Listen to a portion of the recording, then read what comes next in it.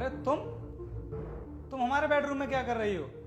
और सालू कहाँ है? अरे साहब, आपको मेम साहब से क्या काम है? मेम साहब तो मार्केट गई हैं। अब इस घर में मेरे और आपके अलावा कोई नहीं है। अरे अगर वो मार्केट के लिए गई भी है तो इसका मतलब ये नहीं है कि तुम हमारे बेड पर आकर लेट जाओगी। तुम्हें इस घर में आए हुए अभी 2-3 दिन हुए हैं और तुमने ये सब करना शुरू कर दिया। तुम्हें पता है तुम इस घर में काम करने के लिए आई हो, ना कि लेटने के लिए। चलो तुम अभी कभी मेरे कमरे से बाहर निकलो। अरे साहब, इतना अच्छा मौका है फिर भी आप ऐसा बोल रहे हो। और मैडम तो फौज में है, वो कहाँ आपका ध्यान रख पाती हैं? ध्यान तो मैं रखूंगी आपका। देखो तुम हमारे घर में काम करने के लिए आई हो, इसलिए इस तरह की बकवास मत करो मुझसे।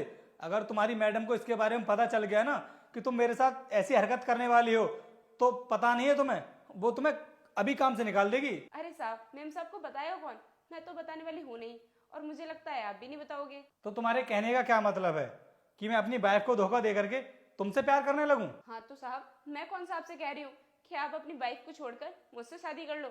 मैं तो बस आपसे कुछ ही टाइम मांग रही हूँ। देखो तुम अभी मेरे बारे में जानती नहीं हो। मैं अपनी वाइफ से बहुत प्यार करता हूँ और मैं उसको धोखा नहीं दे सकता। अरे साहब, मैडम आपको कहाँ टाइम दे पाती हैं? हर समय तो वो बॉर्डर पर रहती हैं। और देखना, जब मेरी शादी हो जाएगी ना, तो मैं तो अपने पति को 1 मिनट के लिए भी नहीं छोड़ूंगी। तुम्हें कैसे पता है कि मेरी वाइफ मुझे टाइम नहीं दे पाती है?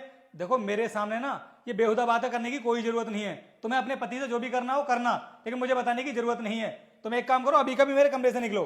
देख लो साहब, आपके पास मौका है, और अगर आपने मेम साहब को ये सारी बातों के बारे में बता दिया तो वो तो मुझे नौकरी से निकाल देंगी। कोई बात नहीं, मैं तो कहीं और जाकर काम कर लूंगी, लेकिन आपको ऐसा मौका कभी नहीं मिलेगा। अरे वो तो तुम्हें काम से बाद में निकालेगी, मैं ही तुम्हें काम से निकालता हूँ, क्योंकि मेरे घर में ना तुम्हारी ऐसी नौकरानी की कोई जरूरत नहीं है। समझ आया तुम्हें? चलो मेरे घर से निकलो यहाँ से। अरे अरे, रुक जाओ रोहित, इसे काम से निकालने की कोई जरूरत नहीं है। अरे तुम ये तो बोल रही थी कि तुम मार्केट के लिए गई हो, और तुम अभी कहाँ से आ गई? नहीं, मैं मार्केट नहीं गई थी। मैं तो यहीं पे दरवाजे के पीछे छुपी हुई थी, और इसने जो कुछ भी बोला है ना, सब मेरे कहने से बोला है। क्या तुमने कहा था इसे ये सब बोलने के लिए?